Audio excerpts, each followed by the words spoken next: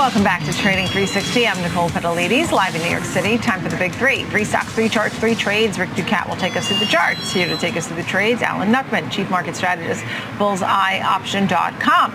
Great to see you both. Thank you for being here. So first up, Alan, before we get to HPQ, tell me just your thoughts about tomorrow. What do you think the Fed, everybody thinks they're going to raise 25 basis points. What do you think they should do? And how will the market maybe react? Well, I've said many times on this show, I'm not here to think. I'm here to trade. And I'm a price, not policy guy. Now, the markets have moved forward. We're above where we were when this banking issue started, not only in price, but we're also below where we were on that close on that Thursday in the VIX. So the market sorted this through. We moved positive here. We're getting a nice breakout in the technology sector. We had a nice flag pattern there and a flag breakout. Now, the NDX is traded between 11,000 and 13,000 September, and a breakout of this range above 13,000 targets 15,000. So I'm liking what I'm seeing here, and technology has led the way over these last couple of weeks. Yeah, really interesting. All right, let's get to a name in tech, and that is HPQ. HP Inc., you're looking at this one. Tell me a little bit about it. It's at $28. And $dollars, he is eight on this stock. So this is a stock that's been trading sideways. First off, we have a bullish divergence low back in October. That was the same time that the S&P made that low, that extreme low that has not been retested. And what we saw there was that a new price low, but not a new high in implied volatility. That was telling us the shorts were running out of strength, and that, in fact, was true. Now, this stock has been coiling here between 25 and 35 for since September now, I guess, for 10 months. And then since September, it's been coiling between 25 and 30. So a breakout in this range target is 35 first, then there's a gap at 37, and then an upside target of 45. So the technicals are set up in place. Now, the way I like to play is with in-the-money options. Again, 25 is that extreme low. I'm looking at the August 25 call, trading for about 5 right now. It's $3 and change in the money.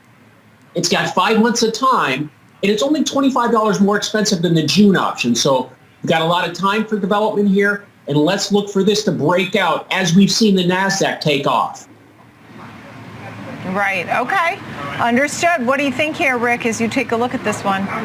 Well, there's kind of an interesting situation that's been developing here in this chart. We're down about 7% since these recent highs that began this downtrend that we've been in here. And it's looking like a broadening triangle type pattern. We have two trend lines going across, one across the highs, one across the lows, but they're diverging farther apart from each other. This is regarded as one of the more difficult patterns to trade because your two targets are kind of continually moving away from each other. Now, things were looking a little bit more promising earlier in the day. We were muscling our way up above these two shorter-term moving averages, our yellow 21-day exponential moving average and our orange 63-day.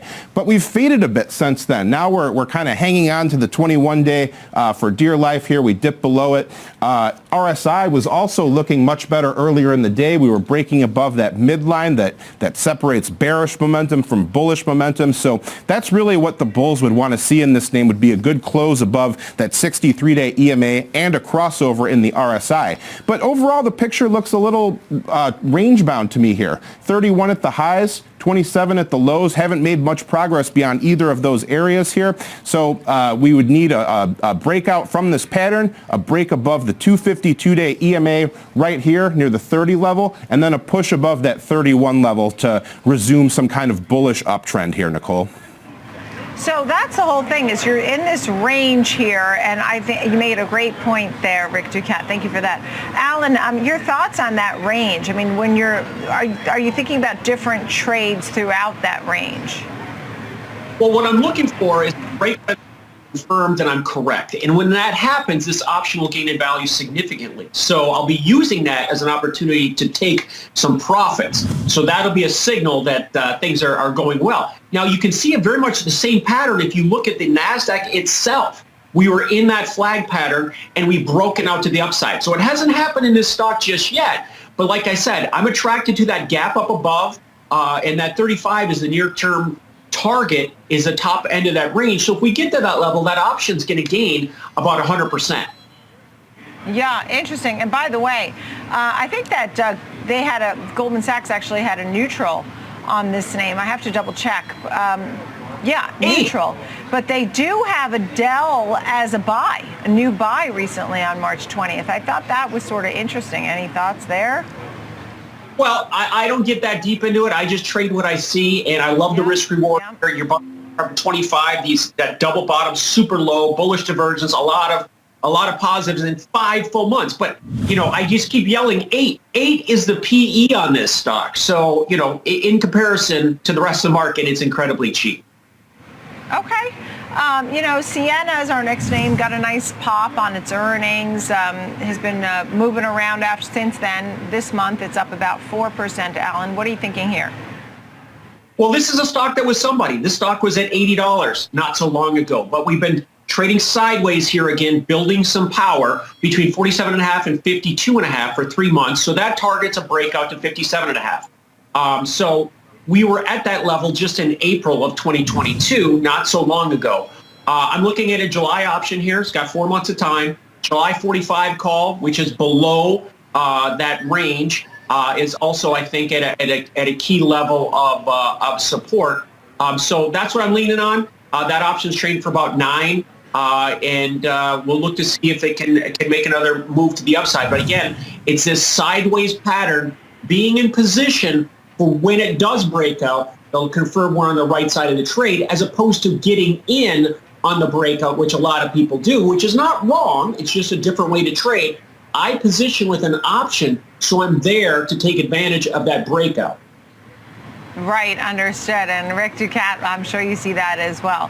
Rick, your thoughts? Yeah, we were pretty close in our analysis here of this range. 52.50 to the upside is where price topped out multiple times. We had this kind of interesting earnings move that took us above it for a brief period, but quickly was smacked back down and found some support at the purple 250 two-day EMA. To the downside, I went a little bit lower than Alan to the 46 mark, but I can definitely see 47.5. I just chose it because it was where price topped out a couple times here and bottomed out here. So looking at the move we've seen off the lows near 38, we're still up about 30% from that point. There is still an uptrend in play as well here.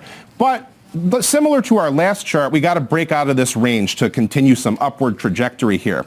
We did have a nice move recently. We crossed above all 3 of our moving averages here that we follow, but we're failing today near that volume profile point of control, this thick red line here that connotates the area of heaviest trading during the given time period.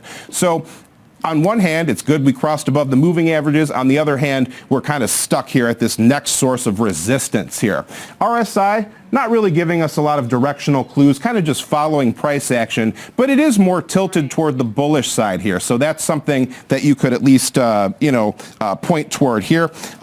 If we do break above our resistance here, we've got to break above that point as the highs from the post-earnings area, as well as these previous highs all the way back here from August around this area for further upside.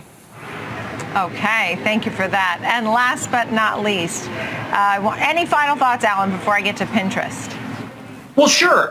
Rick goes to the same school of trading that Ben does, which is the but school and not just yet. So, I understand where they're coming from, but they've got to look at what the strategy is saying. The strategy is to be in position with an in-the-money option that gives you the right to be long from a much lower level. It's like being long here from that 45, and it's got time for development. The probability is high, the strategy is sound, and then if it does break above that 52.50, then it confirms that we're on the right side of the trade. Okay. And last but not least, we'll take a look here at Pinterest. Your thoughts on this name and the group overall? I know you're more of a trader and less on the fundamentals or stories or headlines, but there must be something that sort of grabs your attention. I'm an old guy. I don't think about Pinterest. I don't know. I just know how to trade, and it's been between 20 and 28 for 6 months. So breakout of the range target is 36. That was the top in 2022. I'm also seeing leverage buying here, which is a signal that I get that I sees that so-called smart money is loading up. And you can see that overall trend of higher lows and higher highs. So that range between 20 and 28 puts a midpoint at 24, which is really important for the last 6 months. So I'm looking at a June 24 calls, trading for about 5. It's in the money, gives me 3 months of time, and a breakout to that 36 target, that option gains nearly 150%. Right, understood. What about Pinterest, Rick Ducat? What are you thinking here? Price action has been in kind of a messy upward channel. We've seen some excursions to the upside as well as a big one to the downside here recently. We saw this earnings gap up that kind of took us outside of the channel, but it quickly evaporated and took us all the way back down to the bottom of the pattern here. So this one's been kind of all over the place. Still today we're making a interesting move upward. We're breaking above our purple 250 2-day exponential moving average. We're pushing outside of that value area, the area where 70% of the trading has taken place between these two thick yellow lines on our volume profile. And we're kind of pushing above the best close that we had from this range near about the 27 mark. So a move above this level looks like it could be pretty significant if it can hang on. RSI, our measure of momentum as well, is crossing above its old high there, so that's another good sign for the bulls. Something to keep in mind is that you want to look for these kind of confirmations. So we're getting a breakout in price above a resistance level as well as above one of our big moving averages, and the RSI is also breaking out at the same time. So that's a noteworthy development here. In terms of resistance, the 29 level, right around the 29 level here would be where we want to break above into some new yearly highs. 29.17 is the actual high intraday price there. To the downside, if we do fail at this 27 mark, look to the 252-day EMA to provide us some support. And if that doesn't work, we could go all the way back to the 21-day EMA near the 26 level before we start seeing some footing for traders to be regrouping there. Right, understood. Thank you for that, Rick Ducat. Final thoughts here, Alan Nuckman. Well, the final thoughts are these are all technology stocks that haven't really participated in the breakout that we've seen in the NASDAQ. We've seen the big players run. Look at Microsoft. Apple's looking like it's getting set up to make a push to the upside. So I like this group in general. We're seeing a rotation of funds. I like the risk reward on all these play. Again, they're all limited risk in the money options with plenty of time for bullish development. And like I said, let's see the NASDAQ take out 13,000. And that's has a lot of upside potential there, being the dog of all the indexes here recently. There's a lot of momentum move that can happen once you get this sector on the run. All right, let's see that happen, Alan. I'm waiting for that as well. Okay, right. Good to see you both. Thank you so much. Alan Nuckman, Chief Market Strategist, BullseyeOption.com, and Rick Ducat on the charts today. Great job. Thank you very much, both of you, for the big three.